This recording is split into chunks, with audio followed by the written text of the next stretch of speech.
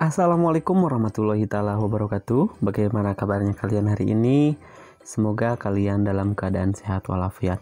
Nah, untuk hari ini kita akan belajar latihan soal materi mata pelajaran PPKN bab 3 tentang perumusan dan pengesahan Undang-Undang Dasar Negara Republik Indonesia tahun 1945.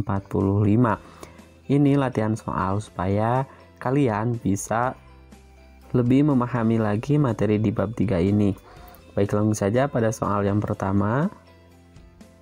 Undang-Undang Dasar Negara Republik Indonesia tahun 1945 ditetapkan oleh PPKI pada tanggal A. 16 Agustus 1945, B. 17 Agustus 1945, C. 18 Agustus 1945, D. 19 Agustus 1945. Kira-kira pilihan jawaban yang tepat adalah, yang ditanyakan adalah bahwasanya Undang-Undang Dasar ini ditetapkan oleh PPKI ini pada tanggal berapa ya?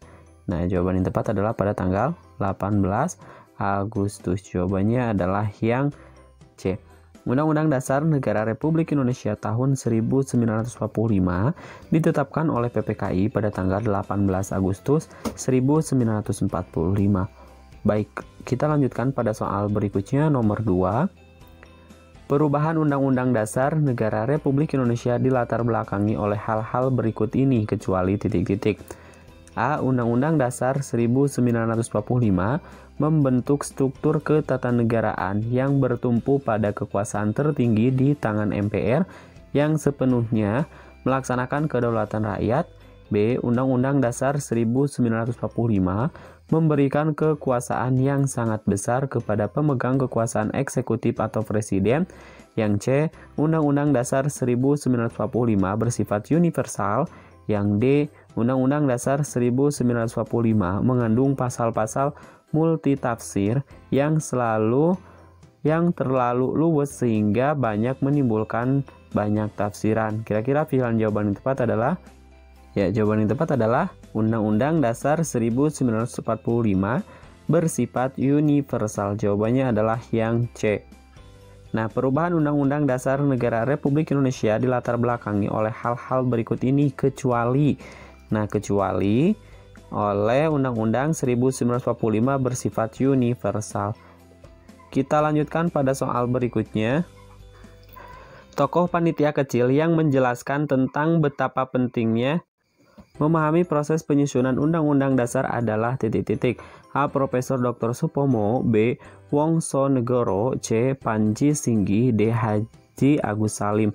Jawaban yang tepat adalah Profesor Dr. Supomo. Jawabannya adalah yang A. Tokoh panitia kecil yang menjelaskan tentang betapa pentingnya memahami proses penyusunan Undang-Undang Dasar adalah Profesor Dr. Supomo.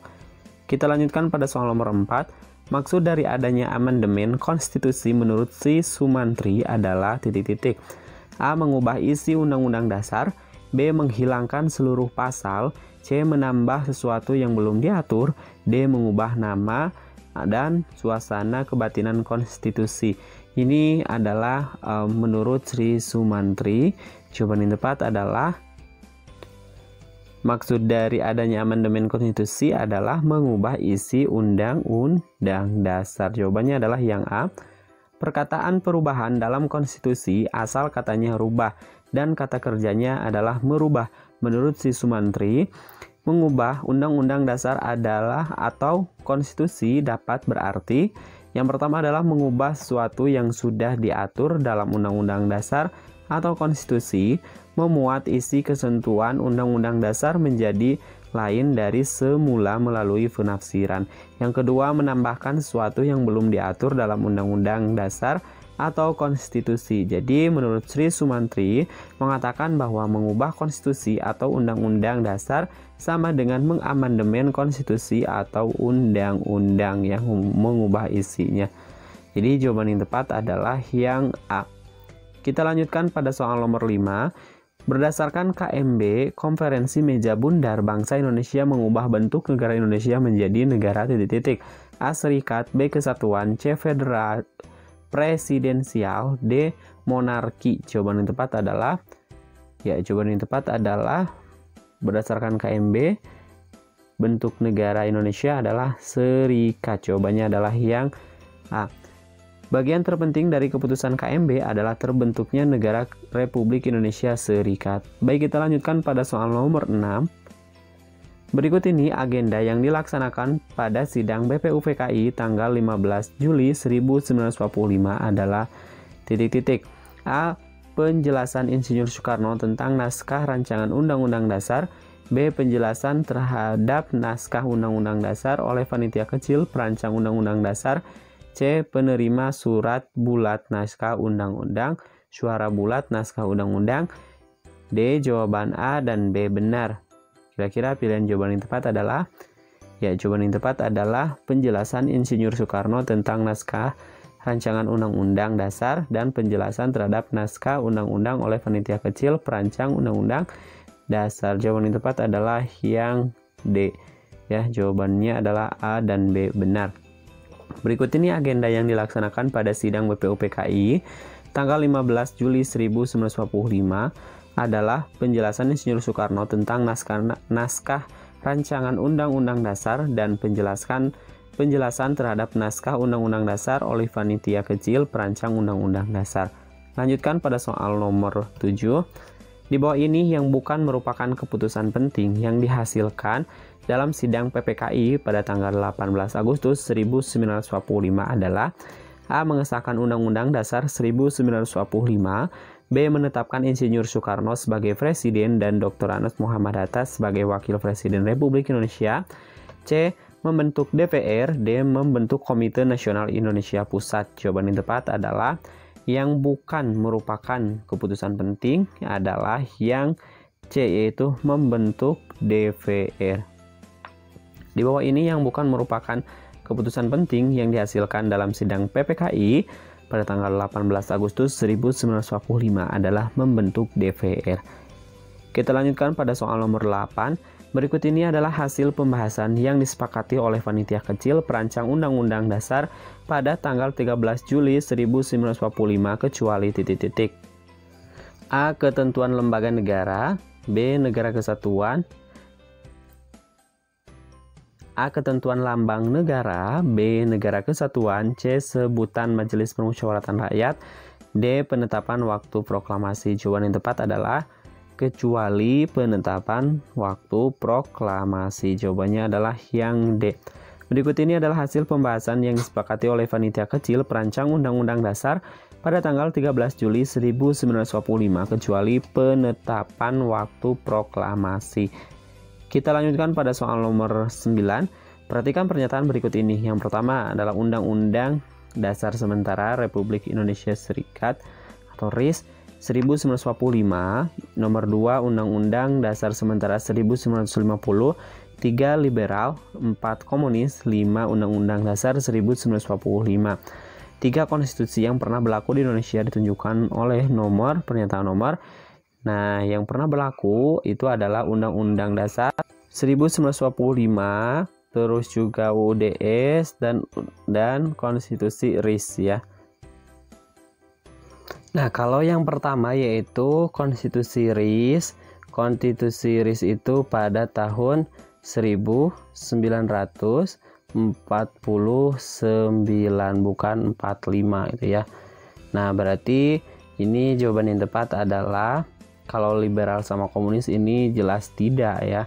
Nah, kalau yang pertama RIS itu harusnya 1949 bukan 45. Mungkin di sini ada kesalahan dalam penulisan. Jadi jawaban yang tepat adalah yang A1, 2 dan 5. Jawabannya adalah yang A.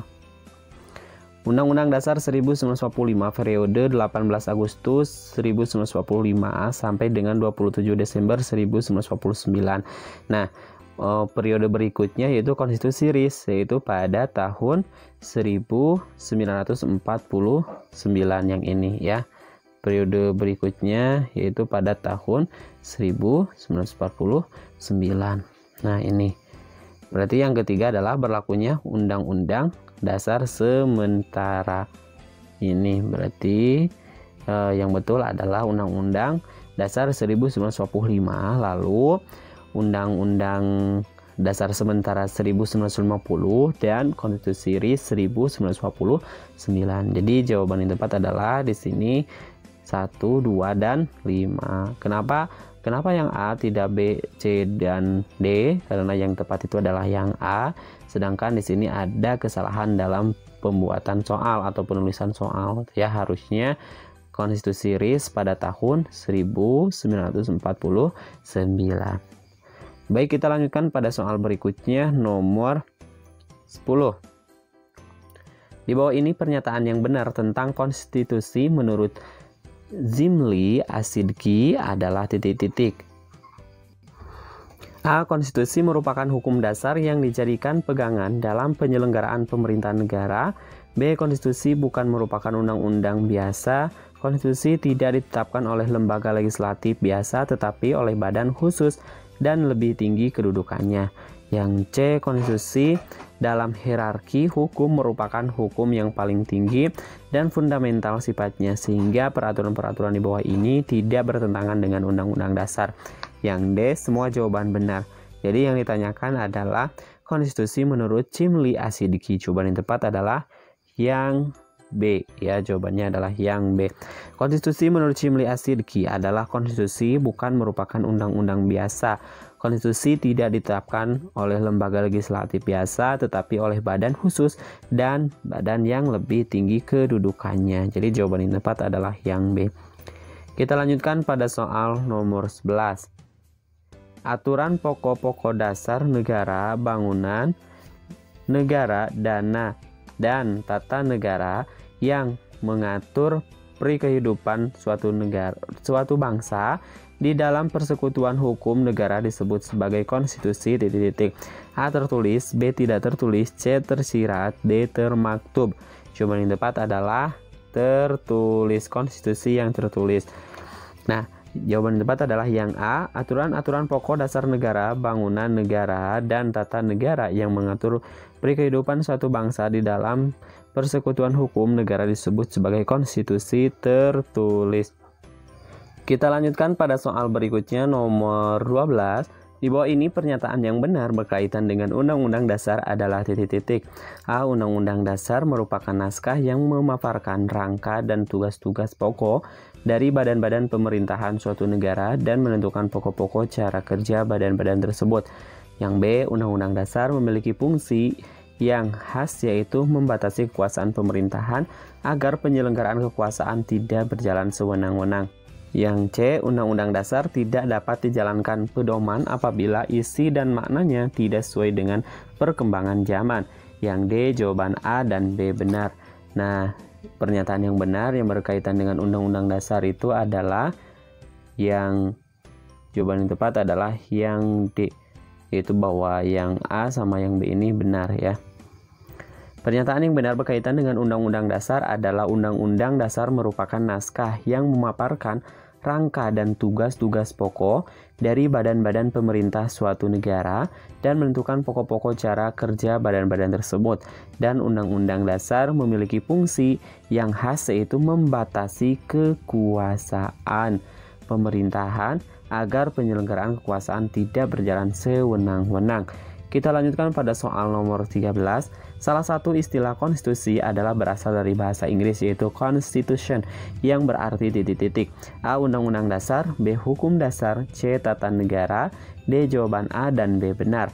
Nah, ini berasal dari bahasa Inggris ya, constitution yang berarti undang-undang dasar dan juga hukum dasar. Berarti yang A sama yang B ini benar. Berarti jawaban yang tepat adalah yang D. Salah satu istilah konstitusi adalah berasal dari bahasa Inggris yaitu constitution yang berarti undang-undang dasar atau hukum dasar. Baik, kita lanjutkan pada soal berikutnya. Berikut ini yang tidak termaksud ke dalam konstitusi yang pernah dan sedang berlaku di Indonesia adalah titik-titik. A. Undang-Undang Dasar RIS, B. Undang-Undang Dasar Sementara, C. Undang-Undang Dasar 1945, D. Undang-Undang Liberalis. Jawaban yang tepat adalah Undang-Undang Dasar Liberalis. Nah, jawaban yang tepat adalah yang D.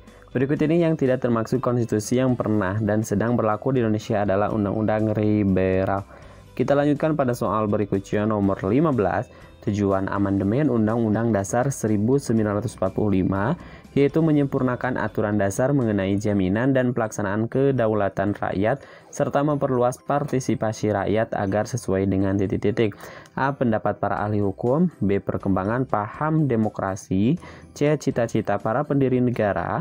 D. Kondisi negara-negara maju. Jawaban yang tepat adalah cita-cita para pendiri negara. Jawabannya adalah yang C.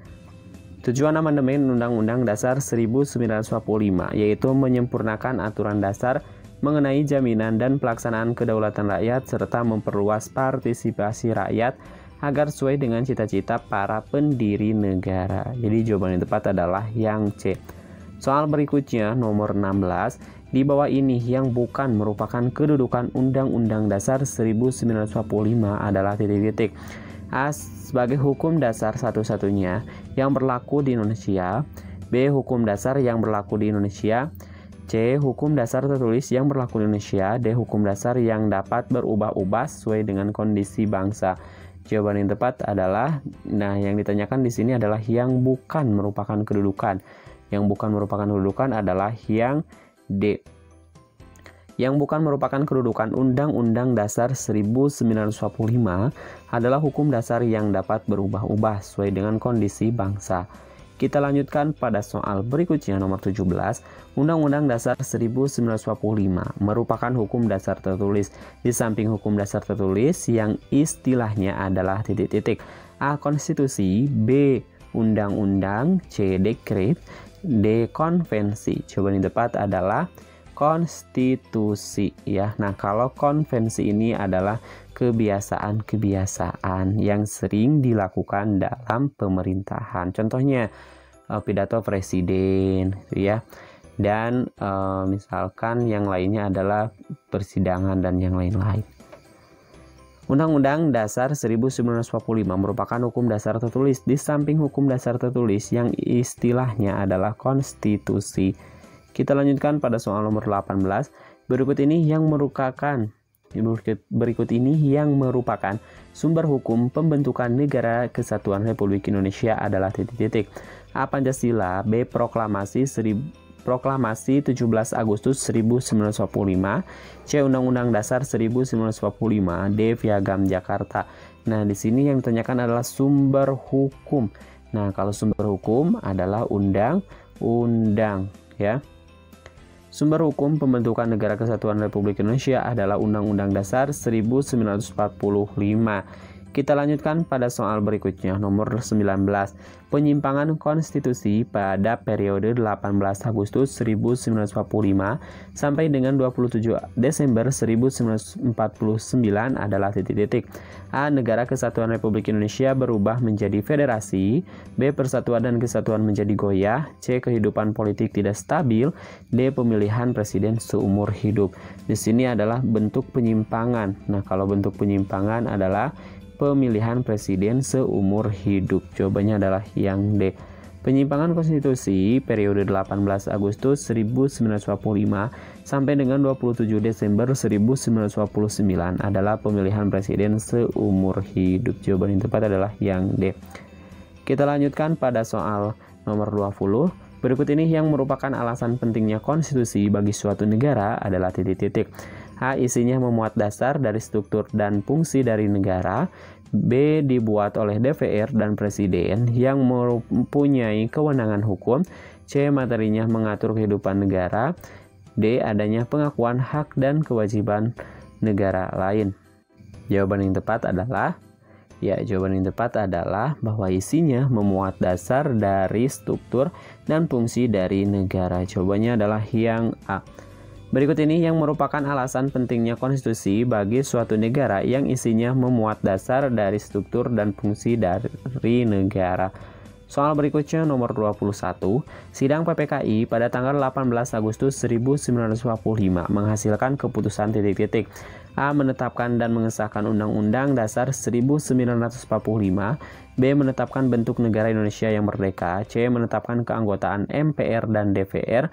D. Menetapkan dan mengesahkan anggaran belanja negara. Nah, ini yang gampang ya, bahwasanya sidang PPKI pada tanggal 18 Agustus itu ada 3. Di antaranya adalah menetapkan dan mengesahkan Undang-Undang Dasar 1945.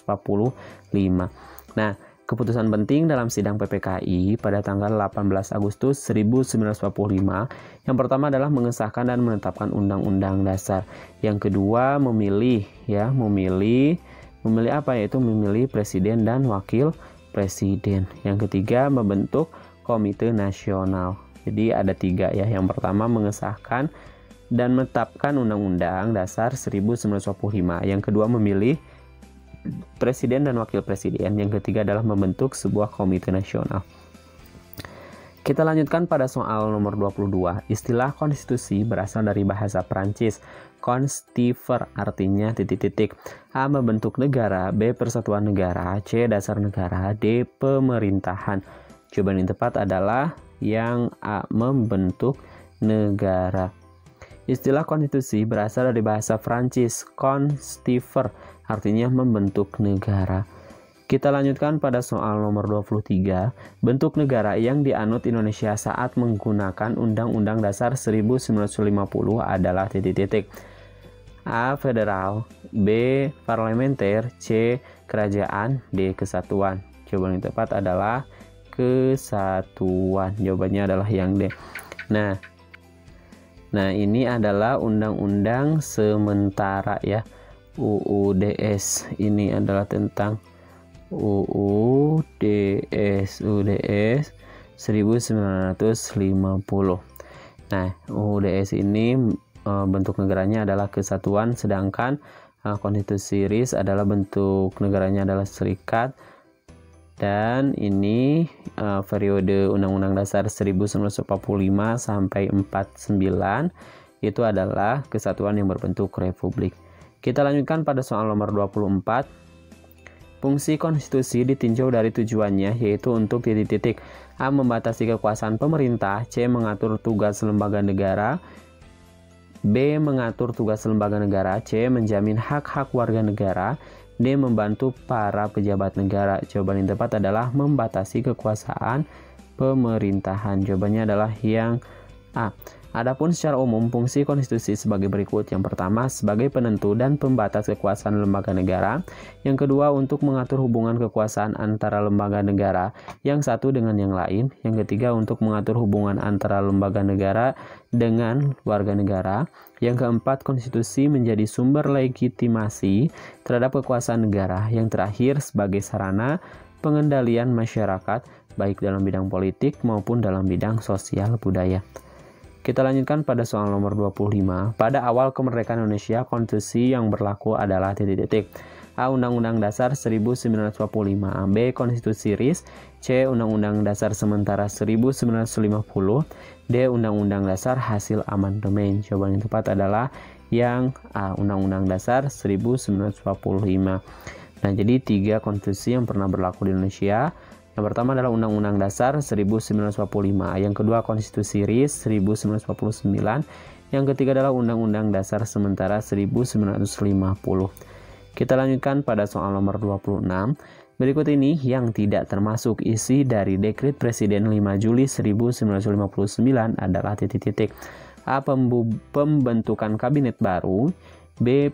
Pemberlakuan kembali Undang-Undang Dasar 1945 dan tidak berlakunya Undang-Undang Dasar Sementara 1950. Yang C. Pembubaran konstituante. Yang D. Pembentukan MPR dan DPR sementara. Jawaban yang tepat adalah yang A. Nah, isi dari Dekret Presiden 5 Juli 1959 adalah pembubaran konstituante dan juga pemberlakuan kembali undang-undang ini, Undang-Undang Dasar 1945, dan tidak berlakunya lagi UUDS ya. Terus juga yang terakhir yaitu pembentukan MVRS dan DPAS dalam waktu yang sesingkat-singkatnya. Kita lanjutkan pada soal nomor 27. Konstitusi di Indonesia yang pernah berlaku sejak tanggal 27 Desember 1949 adalah titik-titik. A. Undang-Undang Dasar 1945. B. Undang-Undang Dasar Sementara 1950. C. Undang-Undang Dasar 1945 hasil amandemen. D. Konstitusi RIS. Jawaban yang tepat adalah Konstitusi RIS? Ya, jawabannya adalah yang D. Konstitusi Republik Indonesia Serikat atau lebih dikenal dengan Konstitusi RIS adalah konstitusi yang berlaku di Republik Indonesia Serikat sejak tanggal 27 Desember 1949, yakni tanggal diakuinya kedaulatan Indonesia dalam bentuk RIS hingga diubahnya kembali bentuk negara federalis menjadi Negara Kesatuan Republik Indonesia pada tanggal 17 Agustus 1950. Kita lanjutkan pada soal nomor 28. Tujuan utama perubahan Undang-Undang Dasar 1945 yaitu untuk A. Meningkatkan fungsi DPR, B. Membatasi masa jabatan presiden, C. Memberantas korupsi, kolusi, dan nepotisme, D. Disesuaikan dengan aspirasi warga negara Indonesia. Jadi tujuan utama itu disesuaikan dengan aspirasi warga negara Indonesia. Tujuan utama perubahan Undang-Undang Dasar 1945 yaitu untuk menyempurnakan aturan dasar seperti apa?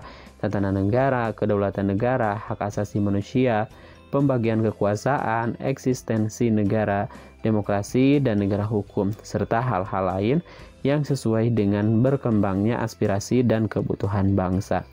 Kita lanjutkan pada soal nomor 29. Amandemen Undang-Undang Dasar 1945.